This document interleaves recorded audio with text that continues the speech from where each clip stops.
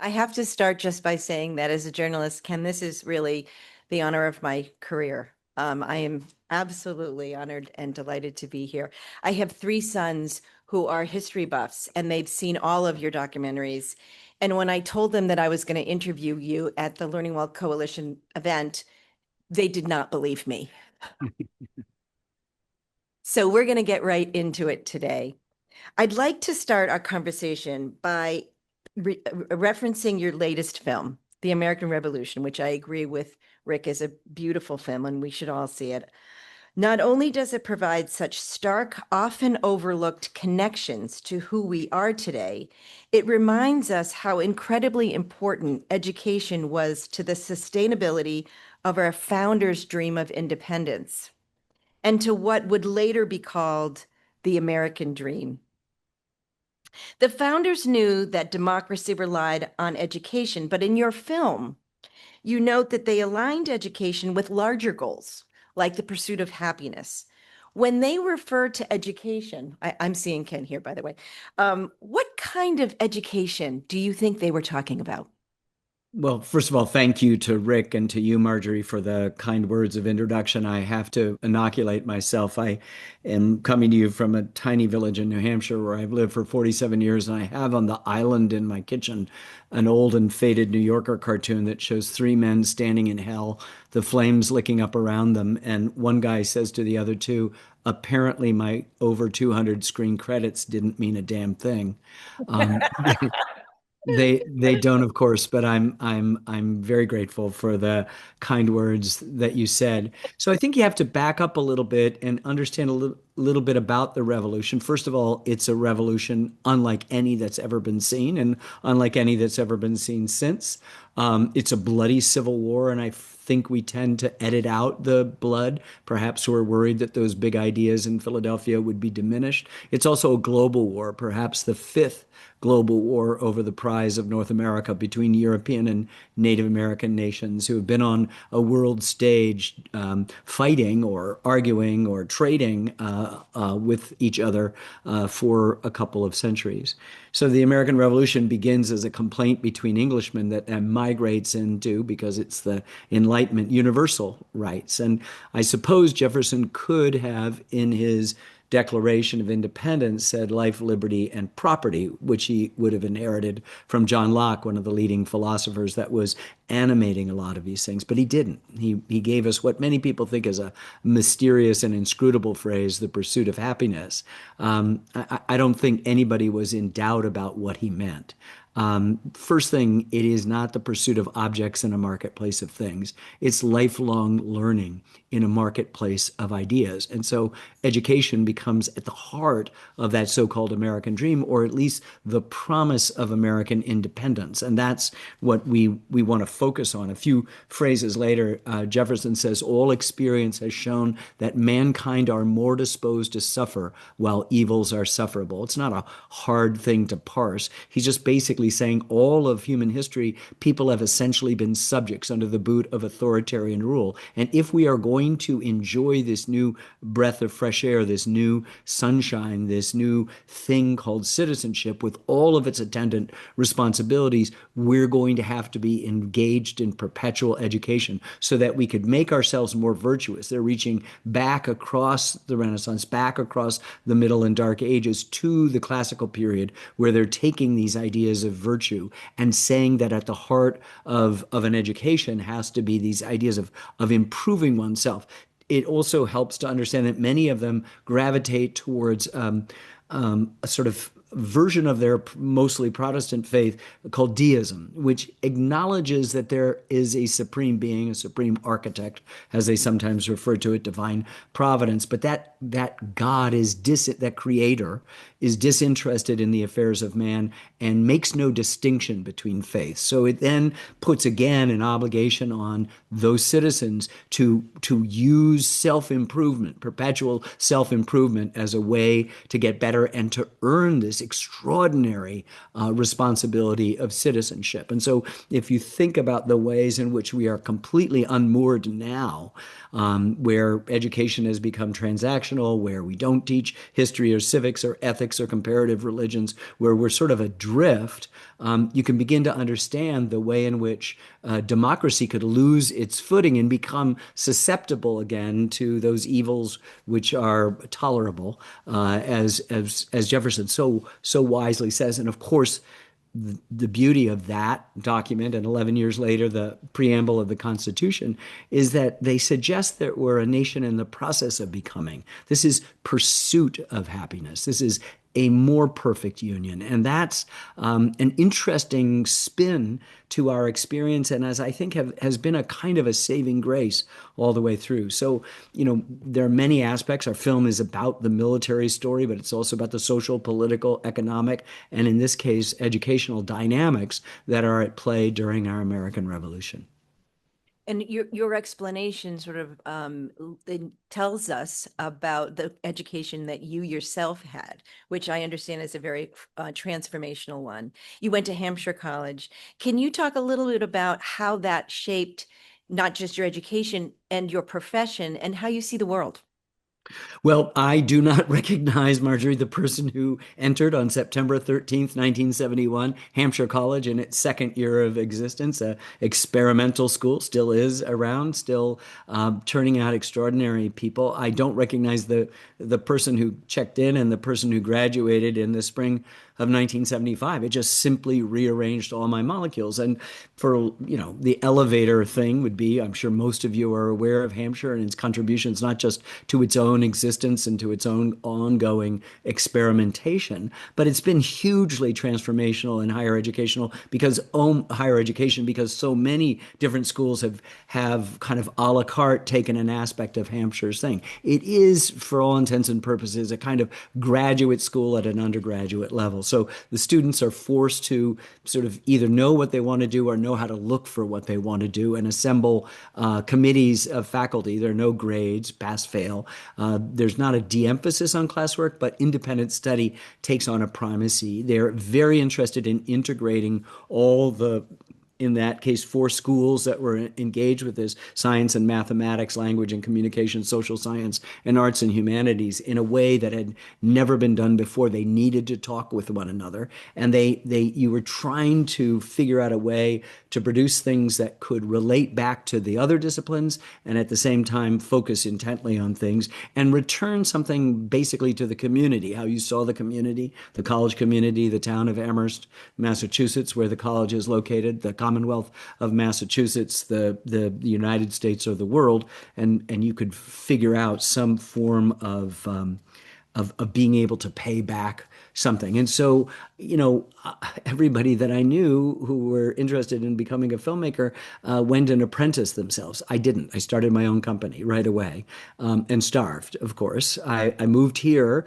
after the first footage was shot for a film, the first film I made that PBS would show, and because I needed to live someplace inexpensively. And when that film was nominated for Academy Award, the assumption was I'd move back to New York or Los Angeles or some such place, and I stayed here. So Hampshire has operated within me in a very seminal way since the very beginning. But most of all, it saw that education had to be, in a sense, riffing off what I said about the founders, transformational. And as we know right now, among many, many problems that higher education has, it has become largely transactional. A few schools look like Louis Vuitton handbags to not only the parents, but to the students themselves. And they receive the lion's share of their applications. And what happens is that you lose a relationship. You get grade inflation. The student becomes a kind of customer who has to always be right. And the process of learning and the opening up of a human being, in fact, has in many cases reversed and closed down that human being, certainly with regard to new ideas. And so it is no wonder that we find that system kind of under assault, in many cases from our own making. And I think that the tools, the deliverance from this are right in front of us in examples like Hampshire College, which, doesn't have an endowment, doesn't have the people lining up to go there because it's in fact hard, but is able to negotiate as many of these complicated questions, thorny questions of higher education as any place that I know. And I spent a good deal of my life traveling among those places. Mhm. So I think there's a through line here with everything you just said about your experience. And in many ways, your life's work is an example of transformative education. Your films identify and explain the contradictions within our history that we need to understand. And you challenge us to see history in all its complexity. That is the kind of curiosity that I think you're talking about that you were fortunate to have at Hampshire. You talked a little bit about why we're not seeing that now. Can you talk a little bit more about your concern about colleges being really focused on, for good reasons, but those that bring challenge, ROI, value of college, getting your first job, first year earnings, all of that sort of preoccupation versus the experience you had and you think we ought to have in higher ed? Yeah, I think that's it. In some ways the ROI stuff is a business model plan, and it has just centered the consumer, the student and their family who are paying for some or all of it. And it has also narrowed the scope of what we're doing. The pressures from outside. The academy used to be the thing that influenced the rest of society, promoting invention and innovation. And then it became suddenly reflective of it, and also reflective of particular fashions of, say, in my relative area of study, historiography, that kind of limited the ability of people to have conversations across a wide thing. Some of the elements of the fundamental practice of the American experience, the Constitution and say, the Bill of Rights, just take the first one, which is not freedom of speech entirely. Freedom of speech is the second thing. Right to redress the grievances is the third. The first is to make no establishment of religion. But what we've come to is a way of, almost in a reverse Animal Farm, saying that, well, some people, some ideas are more important than others. And so we've left out of the academy, which ought to be a place where these things are happening all the time, a place where we've allowed to stagnate certain particular points of view and others. I remember as a young boy hearing in the late 60s or early 70s about a march by the American Nazi Party in Skokie, a mostly Jewish suburb of Chicago. And I remember going to my dad quite upset, and he goes, First Amendment. Yeah. They have to be able to march. And it really stunned me, coming from a very liberal, left-leaning family in Ann Arbor, Michigan, participating. My father was an anthropologist. The first teach-in about the Vietnam War in March of 65, as the boots went on the ground, were in the anthropology department. His best friend and colleague was the organizer of it. So we were steeped in that. But his sort of relationship to it was absolute. And we've allowed a lot of these things to sort of slide. And therefore, you find a great deal of the people now looking back on what our founders hoped is that we would be educating an elite like them that would be able to do it. That elite is now a very bad word. And that what happens is that you've got a society that it's eating its young in a way.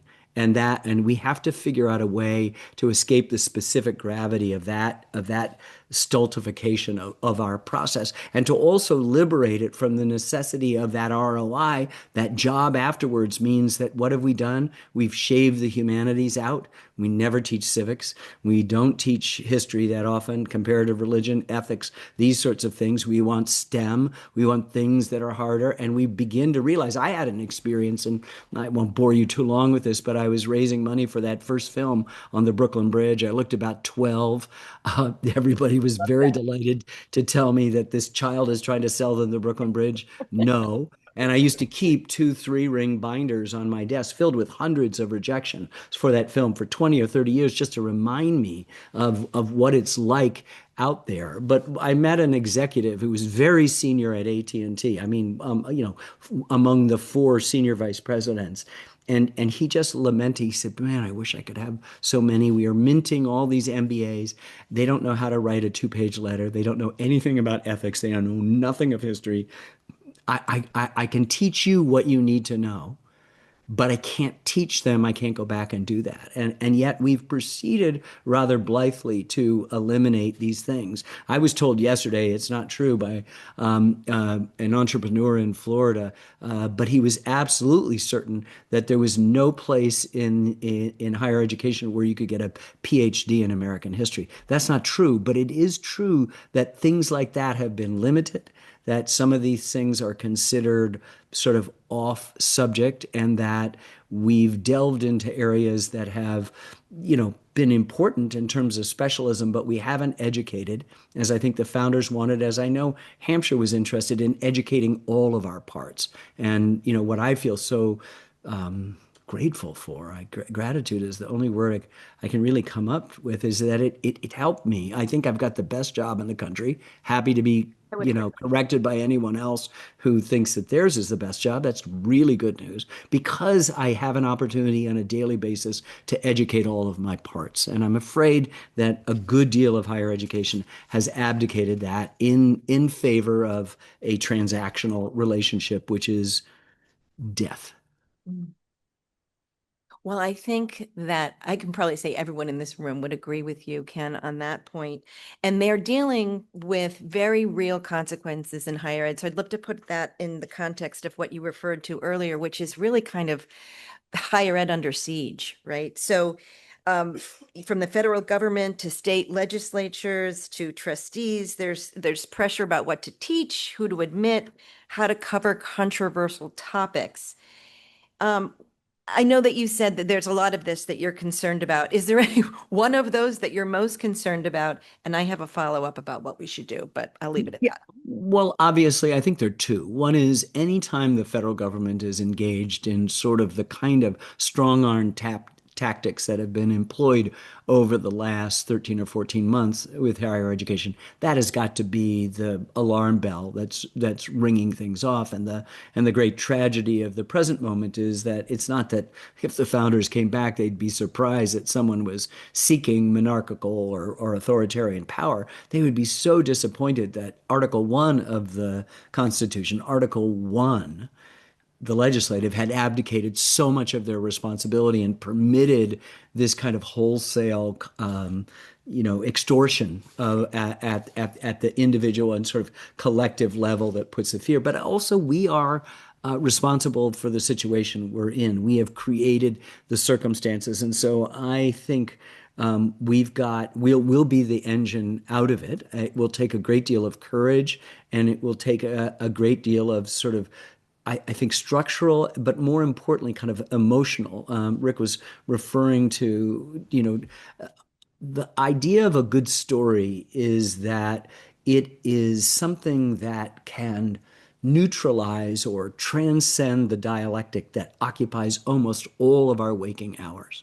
And we live in a computer age where everything is a one or a zero. We live in a media age where everything needs to have a false binary, and they just don't exist. And so the novelist Richard Powers said, the best arguments in the world, and that's all we do is argue, won't change a single person's point of view. The only thing that can do that is a story. To me, it's a kind of benevolent Trojan horse that comes in and helps not to slaughter the inhabitants of the town, but help to transform them. And what we don't do is, quite understandably, we moved away from narrative after the Second World War, but we replaced it with so many different absolute points of view, fashions, as I said earlier, of historiography, Freudian, Marxist, semiotics, deconstruction, queer studies, Afrocentrism, whatever it might be, all of which were, certainly legitimate ways in, but weren't all the ways in, all the modes of inquiry, which, like spokes on a wheel, give the structural and engineering integrity to that wheel. And I think that we need to get back to something that's a little bit broader in our scope, more generous in our understanding of other points of view and other modes of inquiry, particularly.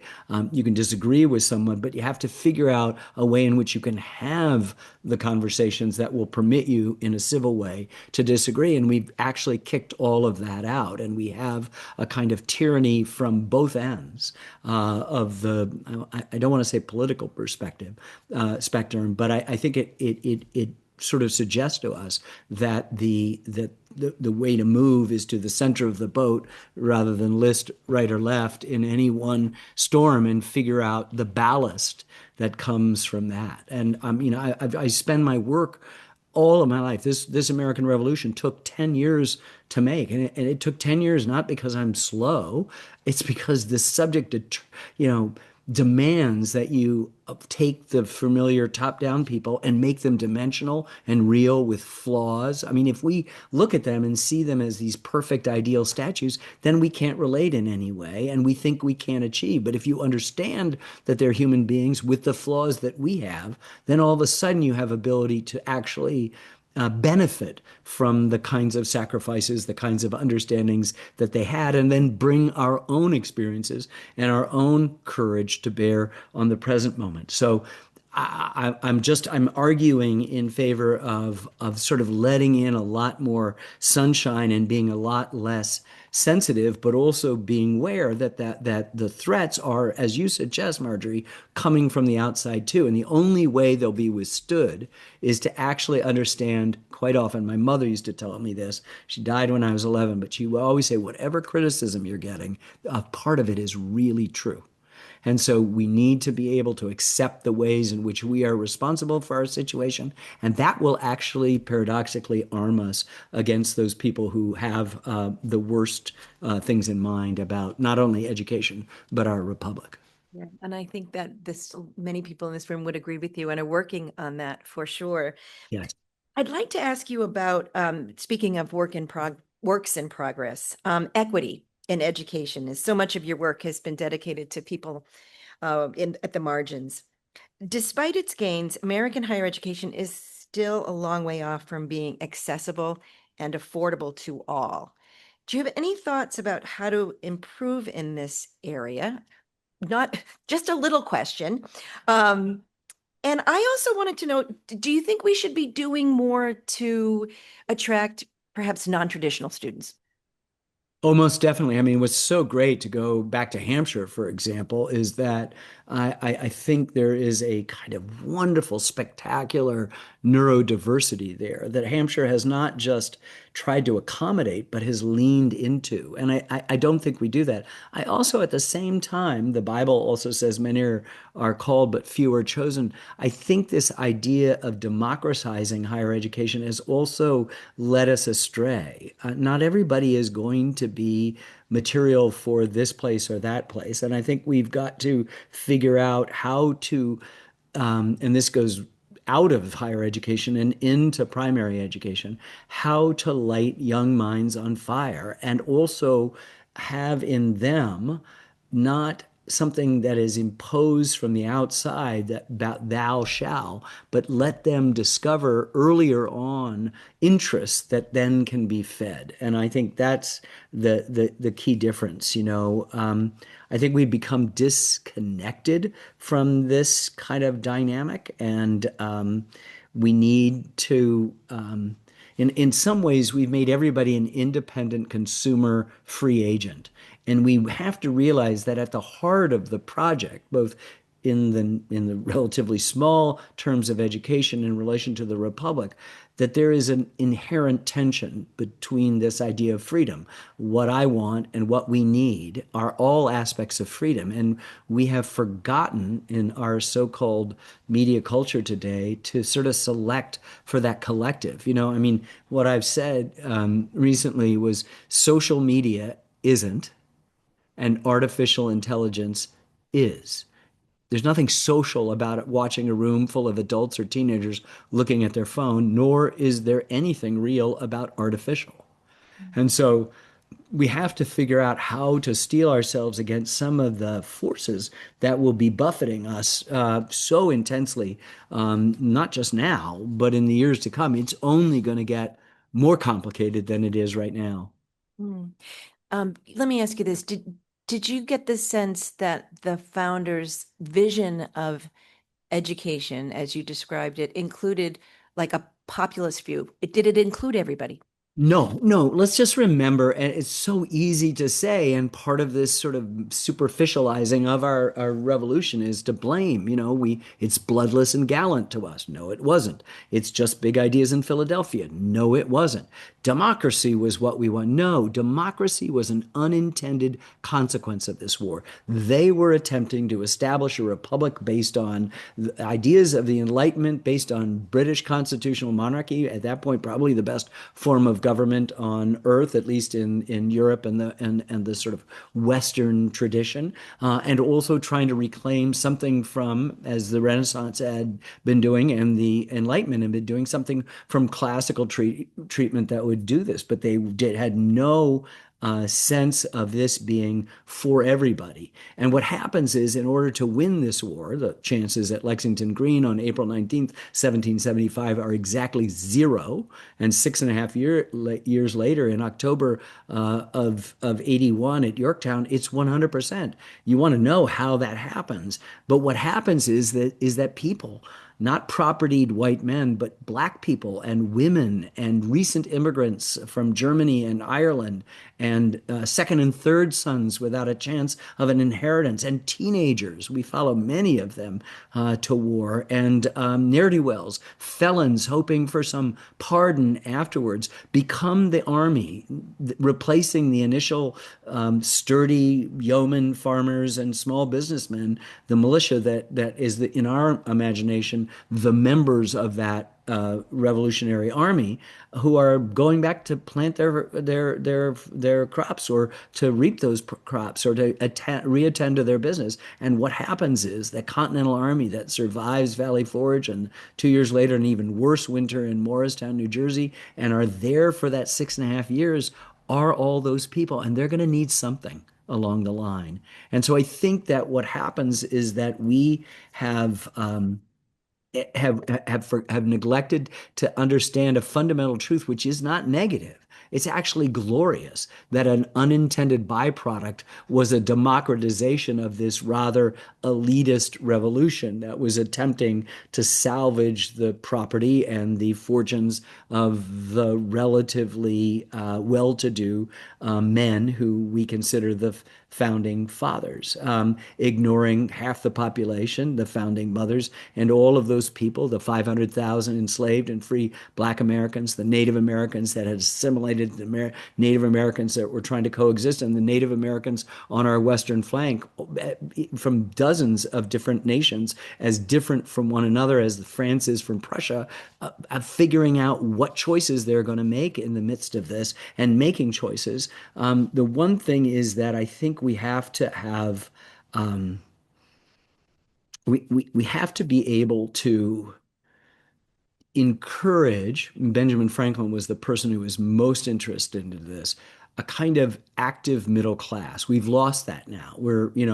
In terms of higher education, we're stuck between the elite universities and a community college. And we need to understand they have their place, but returning that middle class sense of virtue and middle class sense of poverty, hollowed out, it cannot be Saks and Walmart. We have to do something that attends to a middle class that has been almost completely hollowed out. And a good deal of the political frustrations come from that. And in those political frustrations become a susceptibility, not to ideas, but to ids, right?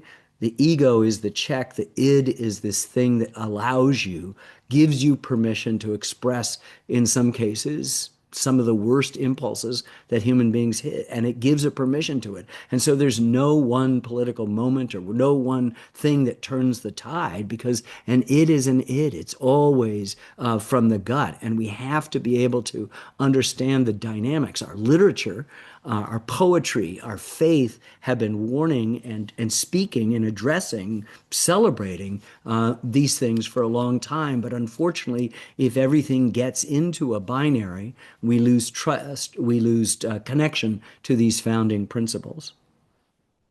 That is a wonderful lead into what I think is my last question. I'm just checking to see on time if we have some time left to open it up to audiences. Dana's saying yes, and I do everything Dana says. So I had the pleasure of interviewing someone recently. And he's here today, Ted Hadzi-Antich, and he teaches a seminar at Austin Community College called Great Questions, which challenges students to think beyond their subject matters, very similar to what you were discussing. When he said this to me, I honest to God said, I wonder what Ken Burns would think of this. So now I get to ask you. Um, Ted said to me, higher education has a responsibility to help students understand their roles in a representative democracy and listen to the perspectives of those who are different. There's no better place to have those conversations than at a community college. They are simply the most American spaces in higher education. I couldn't agree more. I'll start off with a negative story about that. It wasn't a community college, but my father ended up his life teaching in the western part of Michigan at a sort of third tier level college, and he mostly had people in introductory anthropology, probably the first people in their families who'd gone to college, though it wasn't an immigrant population.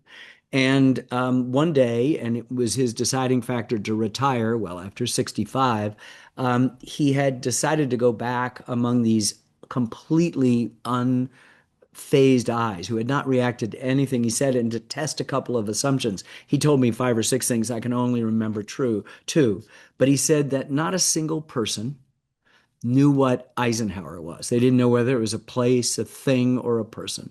Never heard of it. These are people who have arrived at college. And nobody had ever heard of Mother Goose.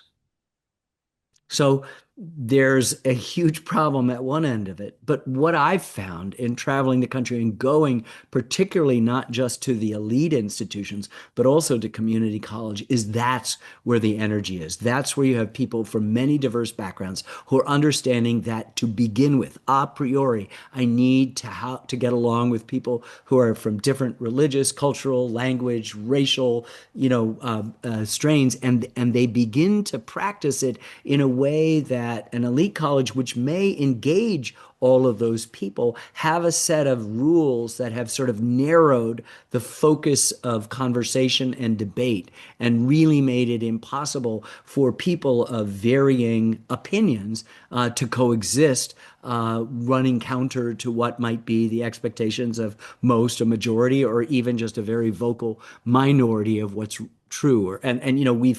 This thing has been described as wokeness. Wokeness is equally on the other side of the spectrum as well, which tells you that you can only talk about the good things of American history. For example, you have to remove the plaques in Philadelphia that detail the relationship of George Washington and the hundreds of human beings that he enslaved. And there is no way, as the writer Rick Atkinson says in our film, to square that circle.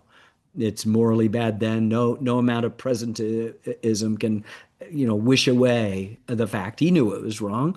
Thomas Jefferson knew it was wrong. Slavery was wrong. And Annette Gordon Reed in our film says, well, how could you know something was wrong and still do it? And she just doesn't let Jefferson off the hook. She puts the rest of us on the hook by saying, well, that's the human question for all of us.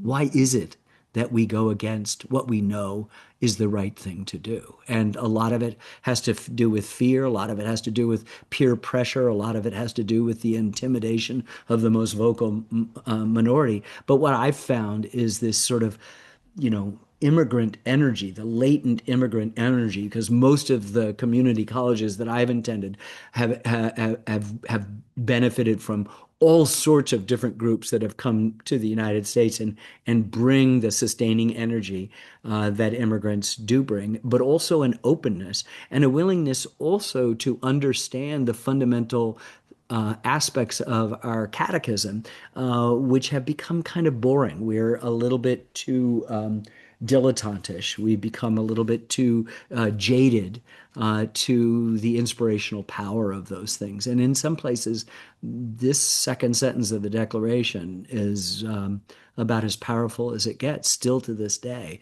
despite the fact that we know all the asterisks that they meant only white men of property free of debt. But the second you say it, and you put it under the guise of universal truths, slavery's over. Women are going to get the right to vote. It takes a ridiculous amount of time in the United States, 49 years, and 144 years in the case of women just getting, suffrage, let alone equal rights amendment. God knows when that will happen. But you've broken down. The walls of Jericho are down. Nobody talked, nobody debated openly that much about slavery before a revolution. And then there wasn't a moment, the historian Bernard Bailyn says in her film, when we weren't talking about it. So just saying that what the Britons are, I mean, George Washington himself is saying, what they're doing to us is like what we do to our Negroes, he says. And all of a sudden, if you're faced with that, slavery's done. And so I think that you can see in our community colleges this kind of energy, untapped, unspent American energy that is doing things that the jaded and the sort of ho-hum disaffected. This is only a luxury of jaded journalists and jet setters. The rest of us don't have that luxury, particularly if we want to keep our republic. Right. And the fact that a large majority of the students in community college will end up coming to many of the colleges in this room. So we have a lot to learn from them. Oh, that's it. And we don't do enough listening. We're certain we know what they need. Mhm. Um, we have no idea what we need, Yeah. and they can tell us. Yeah. Amazing.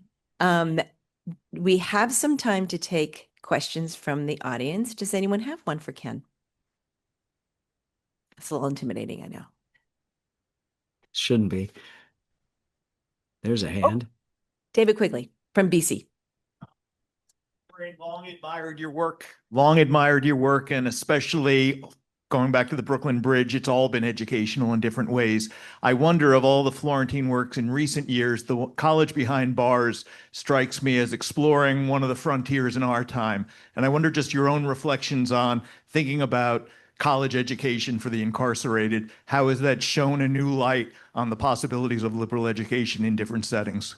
What a great question. Of course, the college that we've program that we followed was BPI, the Barred Prison Initiative, and went into many New York State prisons in which male and female incarcerated people have an opportunity to join a program. Not always the case everywhere. What's very, very clear is that those who earn what they call an associate's degree in the BPI have had a much more rigorous experience than those people who have been privileged to go to Bard College. And it is amazing to get to know these men and women who are under obviously the most difficult possible circumstances to be attending to the complexity of a well-rounded liberal arts education and do so magnificently. And I think that's another place, obviously a much smaller subset, like community colleges, where the arrows are going in the wrong direction. They have, and the reason why you make a film about them, they have so much to teach us. Are we willing to drop our own certainty? That this is the great problem is certainty. The opposite of faith is not doubt. Doubt is essential to faith.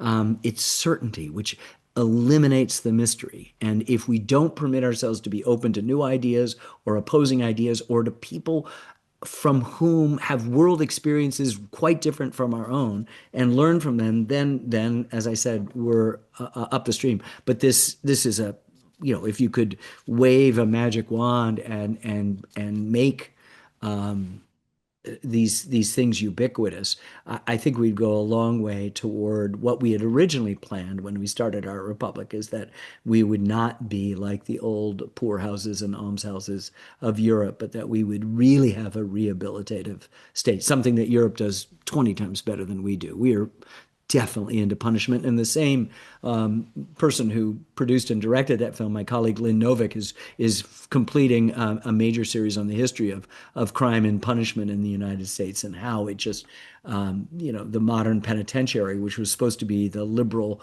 modern liberal in the small L sense of how you dealt with people, has turned into, as we know, warehousing of people. people who are mostly economically disadvantaged, but also predominantly brown and black, or disproportionate to their population in the larger society.